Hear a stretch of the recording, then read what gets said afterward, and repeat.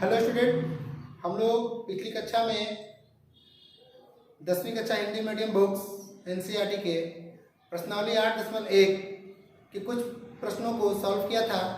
आज हम पुनः उसके आगे के प्रश्नों को बनाना सीखेंगे। देखिए, आपके बोर्ड पर लिखा हुआ है क्वेश्चन, प्रश्न संख्या 3 तक हम पिछले क्लास में पढ़ चुके हैं। Question number 4, 5, 6। आज फिर हम 3 क्वेश्चन बनाना सीखेंगे। देखते हैं क्या लिखा हुआ है कि यदि 15 cot a बराबर 8 हो तो sin a और sec a का मान ज्ञात करें। तो चलिए बनाते हैं इसको। क्वेश्चन नंबर 4 है आपका। क्वेश्चन नंबर 4 ये देखेंगे कि दिया हुआ है 15 cot a बराबर 8 है ना। तो इसको हम लोग क्या लिख सकते हैं कि देखिए, जब हम समीकरण बनाते हैं, समीकरण सीखे हम लोग, तो cot a को यहाँ लेंगे और ये डिजिट है, इसको यहाँ से उधर ले जाएंगे। ये दोनों के बीच क्या संबंध है? गुना का संबंध है। तो कोई साइन नहीं तो गुना का संबंध होता है, और गुना से उठाकर उसको जब बराबर का उधर ले जाएंगे तो गुना को उल्टा भागा होता है। यदि ये भाग में जाएगा तो यहाँ हो जाएगा क्या? cot a बराबर 8/15। अब देखिए, पिछले जो तीसरा नंबर 3 नंबर क्वेश्चन बताए थे उसी टाइप से ये हो गया है। तो देखेंगे कि cot a यानी cot थीटा, तो cot थीटा बराबर क्या फॉर्मूला होता है? b/p। क्या होता है? b/p। याद रखेंगे इसको। अब जो है ये अनुपात में आपको दिख रहा है। जब ऐसा अनुपात में आप देखें तो आप मान लेंगे तुरंत कि माना कि अनुपात में के शामिल है। मान लेंगे, ऐसा जरूर मानेंगे, मान के ही बनाएंगे इसको। तो जब मान लिए, इसलिए क्या हो जाएगा? देखिएगा b जो है, b के सीधे ये ऊपर में b है, जिसके ऊपर में 8 है, तो b बराबर तो 8 हो गया और अनुपात में क्या शामिल है? k। उसी प्रकार p बराबर कितना है? 15, अनुपात में k। क्या बच गया? h। याद कीजिए, h का फॉर्मूला क्या लिखा है? h बराबर p² प्लस b²। फॉर्मूला जरूर याद रखिएगा, पढ़ लीजिएगा पिछले क्लास का। तो p² प्लस b²। अब देखेंगे p का कितना है? 15k² plus 8k²। चलिए, 15k² हुआ, तो 15 का वर्ग करेंगे हम। 15 का वर्ग करेंगे तो कितना आएगा? 225। ऐसे करेंगे तो 64 आएगा। अब यहाँ देखिएगा k², यहाँ भी k² रहेगा। अब दोनों को जोड़ दीजिए तो 5 4 9 और 6 और 2 8 और क्या बचा? 289 k²। अब 289 का वर्गमूल आपको निकाल लेना है। वर्गमूल आप सीखे हैं पहले, निकाल लेना है। देखिए, तो 289 का वर्गमूल कितना होता है? 17, और k का k² निकलेगा, यानी 17k। ठीक है, ये निकल गया। अब आगे देखेंगे कि हम लोग को क्या निकालना है। उसमें देखते हैं sin a। क्या निकालना है? sin a। चलिए इसको यहाँ निकालते हैं। ध्यान दीजिएगा, यहाँ निकाल रहे हैं sin a। तो sin a बराबर क्या होता है भाई? तो p/h। p/h, तो p का वैल्यू कितना? 15k, और h कितना निकाले हम लोग? 17k। कट जाएगा, क्या बचेगा? 15/17 हो गया। उसके बाद क्या है देख लीजिए, sec। चलिए, sec बराबर क्या होगा? आप पिछले क्लास में आप इसको याद किए हैं। sec क्या होता है? cos का उल्टा। cos क्या होता है? b/h, तो h/b हो जाएगा, h/b हो जाएगा। तो h का कितना है? 17k, और b कितना है? चलिए देखिए, b कितना है? 8k। k से k खत्म हो जाएगा, क्या बचा? 17/8। इस प्रकार देखिए आपका चौथा नंबर क्वेश्चन सॉल्व हो गया। तो आप ध्यान से इसको देखेंगे, नहीं आएगा तो कमेंट बॉक्स में लिखेंगे, पूछेंगे कि नहीं आएगा। ठीक है, आगे चले, इसको नोट कर लीजिएगा आप लोग। चलिए आगे चलते हैं।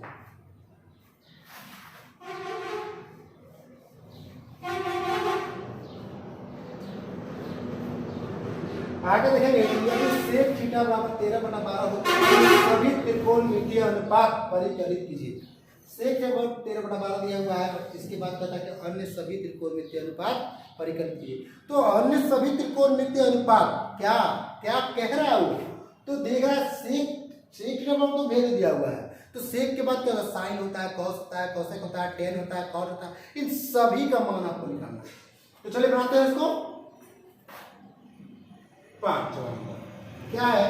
सेक थीटा बराबर 13/12। चलिए, तो सेक थीटा बराबर क्या होता है बोलिए, h/b होता है ना, h/b। अब देखेंगे कि जब भी ये अनुपात को दे दे तो क्या मान रहे हैं, क्या माना जाता है, हाँ क्या शामिल करेंगे, माना कि अनुपात में के शामिल है, के शामिल है, माना कि अनुपात में के शामिल है। तो देखेंगे इसमें क्या हो जाएगा, h बराबर, तो देखिए कि ऊपर वाला 13, ये ऊपर इसका ऊपर वाला 13, और इसमें क्या शामिल है, के शामिल है। उसी प्रकार b बराबर क्या है, 12, अनुपात में के शामिल है। बचा क्या, तो p, और p का फॉर्मूला आपको लिख पाए हैं कि p कैसे निकलता है, h² - b²। देख लेंगे इसको आप लोग, h² यानी 13k का जो है स्क्वायर माइनस 12k का स्क्वायर और इसका स्क्वायर रूट, 13 का 169 के स्क्वायर माइनस 144 के स्क्वायर। जब इसको आप घटाएंगे तो क्या आएगा, 25 के स्क्वायर, और 25 का वर्गमूल 5 ये आएगा। ध्यान से आप देखेंगे,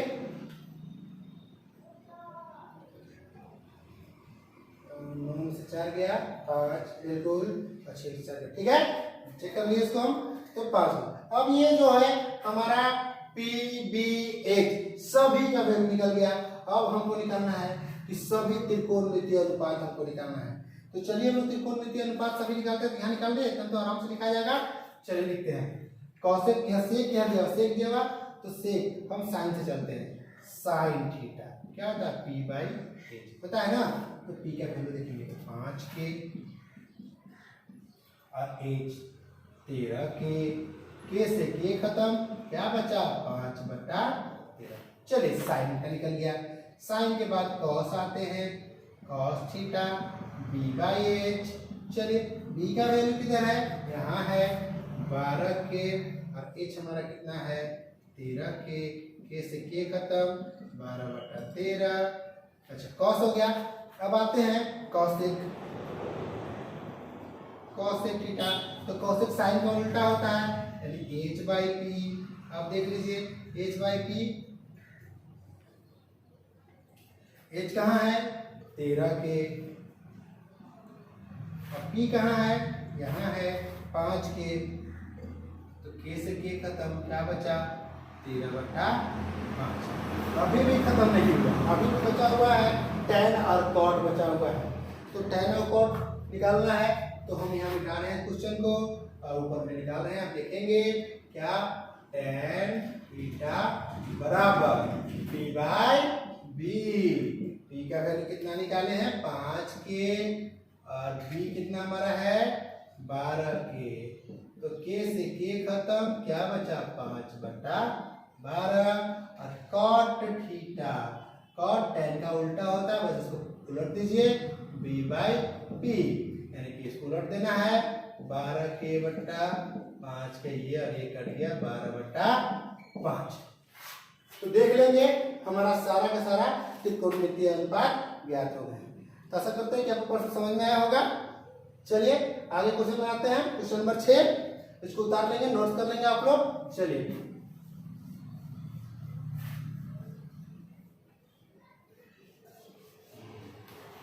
अब आते हैं प्रश्न संख्या 6, क्वेश्चन नंबर 6। क्वेश्चन नंबर 6 क्या कहता है कि यदि ए और कोण बी न्यून कोण हो, जहां cos A बराबर cos B, तो दिखाइए कि कोण A बराबर कोण B। तो समकोण त्रिभुज है, उसमें हम एक पहले समकोण त्रिभुज ड्रा कर ही लेते हैं। अब यहाँ पर कौन कौन न्यून कोण है भाई, A और B, यानी कि ये यहाँ पर तो A और B हो नहीं सकता, ये समकोण है नहीं, न्यून कोण है, तो यहाँ पर तो C होगा। तो बाद बाकी A और B बचा, तो यहाँ पर A लिखेंगे, यहाँ B लिखेंगे, हो जाएगा ना, A और B लिखेंगे, न्यून कोण है, C समकोण है, ठीक है। अब जो है स्पष्ट रूप से दिखाना है हमको कि cos A बराबर cos B है, तो कोण और कोण A और कोण B, यानी कि कोण A और कोण B ये दोनों इक्वल है, दोनों बराबर है, हमको ये दिखाना है। तो चलो देखते हैं इसको, चूंकि दिया है क्या cos A बराबर कॉस बी। ध्यान रखेंगे कॉस ए बराबर कॉस बी। तो कॉस जो है थीटा बराबर लोग क्या जानते हैं बी बाई एच, ठीक है ना। तो बी बाई एच, तो पहले इसमें जानेंगे कि बी कौन है, पी कौन है, एच कौन है। एच तो जानते हैं कि 90 के सामने वाला एच है, ये हम सब समझते हैं कि 90 डिग्री के सम्मुख जो है एच होता है, पर वो परमानेंट है। हम लोग को देखना है कि कौन ए यहाँ ले रहा है। तो ए के अनुसार अगर देखेंगे तो ये हो जाएगा पी और ये हो जाएगा पी। इसके लिए किसके लिए, इसके लिए क्योंकि यहाँ ए है। तो देखेंगे कि होता है बी बाई एच, तो बी बाई एच होता है तो बी ए हो गया यानी ए सी हो गया और एच हमारा तो फिक्स है ए बी। क्लियर ना। अब आइए, अब जब बराबर के बाद इसके लिए लिखना पड़ेगा तो यहाँ तो बी वाला लेना होगा, इसका मतलब ये हटाना पड़ेगा, बदल जाएगा ये। तो हम इसको ना लेकर किसको लेंगे, बी वाला को ले रहे हैं। तो बी को लेंगे तो बी के सामने वाला क्या होता है, पी होता है, एच है ये बी हो गया। अब आइए वही तो बी बाई एच होता है, तो बी बाई तो बी क्या हो जाएगा यहाँ पर बी सी, बी क्या है बी सी हो गया और एच तो हमारा फिक्स है ए बी हो गया। चलिए आप समझ गए होंगे, ये जो हमने लिखा है ये समझ गए होंगे कैसे ये लिखा है। तो फॉर्मूला याद है आप लोगों को। अब देखेंगे कि ये ए बी और ए बी कट जाएगा। अब रहा सवाल कैसे कट जाएगा। तो आप जानते हैं कि अगर मैं ये ए सी बटा ए बी है और इसको उठाकर इधर लाए तो भाग में इधर आएगा तो क्या होगा, इस साइड आएगा तो ये गुना में होगा ना, और यहाँ क्या बचेगा बी सी बचेगा, ये कट जाएगा, क्या बचा ए सी बराबर बी सी बचा ना। तो क्या बच गया यहाँ ए सी बराबर बी सी बच गया। अब देखिए हमने ज्योमेट्री का क्लास जब आपसे पढ़ाया था ज्योमेट्री में, तो वहाँ बताया था थ्योरम कि किसी भी त्रिभुज के बराबर भुजाओं के सम्मुख कोण भी बराबर होते हैं। दो त्रिभुज 3 भुजा आता है तब तो 2 भुजा, जितने 2 भुजा बराबर हो गए तो 2 भुजा यहाँ पर है ए सी और बी सी, इसके बराबर भुजा है तो इसका सम्मुख कोण भी बराबर होगा। तो हम इस थ्योरम को लिख लेंगे कि किसी भी त्रिभुज के बराबर भुजाओं के सम्मुख कोण भी बराबर होते हैं। अब देखिएगा इस थ्योरम इस नियम के अनुसार जो है इस त्रिभुज में क्या दिया हुआ है ए सी बराबर बी सी, यानी कि यह ए सी और बी सी दोनों बराबर है। तो इन दोनों भुजा के सम्मुख कोण भी आपस में बराबर होगा। तो ए सी क्योंकि ए सी है ना, तो ए सी के सम्मुख कोण कौन हुआ, कोण बी हुआ बराबर बी सी है तो बी सी ए ने बी सी है तो बी सी के सम्मुख कौन हुआ, कोण ए हुआ यानी कोण ए। अब इसी को हम सजा के यहाँ लिख देंगे कोण ए बराबर, इसको इधर लिख दीजिए कोण बी। यही सिद्ध करना था, हो गया ना। तो बहुत ही आसान क्वेश्चन था, कोई इसमें दिक्कत नहीं है, छोटा सा क्वेश्चन है, बस इसके नियम को याद रखना है, इस पर ध्यान देना है। जो भी चीज़ आप पढ़ा रहे हैं उसको एकदम ध्यान से सीखिए, बारीकी सीखिए, वीडियो को स्किप करके मत देखिए, कंटिन्यू देखिए तभी सीखिएगा। तो और इसी प्रकार के वीडियो मैं बनाता रहूँगा, प्रश्न नए लाते रहूँगा, सिखाते रहूँगा, और आप मेरे द्वारा बनाया गया वीडियो आप तक जल्दी पहुँच जाए, इसके लिए मेरे चैनल को सब्सक्राइब जरूर करेंगे, शेयर जरूर करेंगे और लाइक्स भी करेंगे, तभी हमारा वीडियो आप तक पहुंचेगा और मैं अच्छे से वीडियो बनाऊंगा। धन्यवाद।